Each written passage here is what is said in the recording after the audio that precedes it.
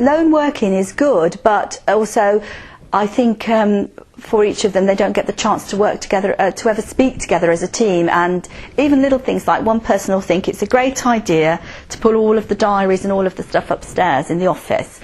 The next person comes on shift and well, it's really much handier if it's in the downstairs cupboard because we can walk into the kitchen and we pick it up. So you come in the next time and it's upstairs the time after, it's downstairs, and there are little notes back and forth. And they have to agree, really. And I don't mind about those sort of things because they're the people that are working it. They can do it how they want. What's important to me is how my sister is looked after. And that's something, actually, everybody might have a slight variation, but they have all got the same golden thread running through them, that I truly believe that they love Donna. They like her as a person first. She's done the same back. She thinks these people that work with her are her friends. Worcestershire County Council recommend Pendraws Trust. They seem to be the one and only, actually, in this area that take on from the direct payments. And they were very helpful with... You were joining in with that bit, Don. They were very helpful with job descriptions and terms and conditions and all the other contractual facts.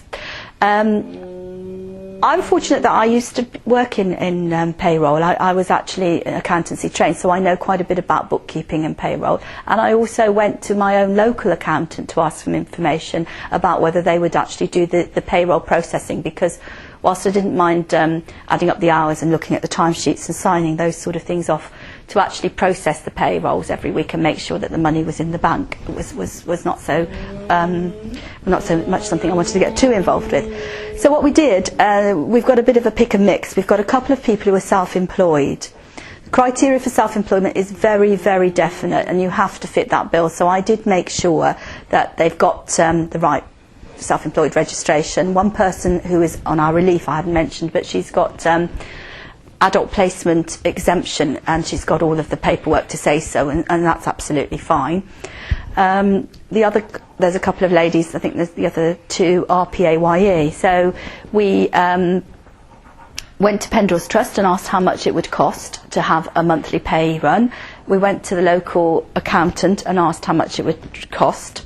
At the time, Pendraws were a little bit cheaper, so obviously with the budget we went that way. Looking back now, I wish I'd gone for the actual independent accountants, because I didn't get the full story. Pendraws Trust gave me a good payroll system, but what they do is you have to fax the timesheets through to them.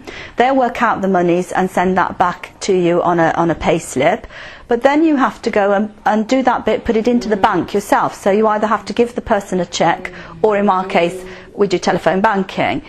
Now, what I wanted to do was for somebody to actually do the backs, the whole finished thing, that it went into the bank for the person. Because if I'm away, if something's going on, it's a bit of a fiddle. For instance, it's going to happen this Thursday. I'm going to be at the big event in Islington. The pay slips are going to arrive.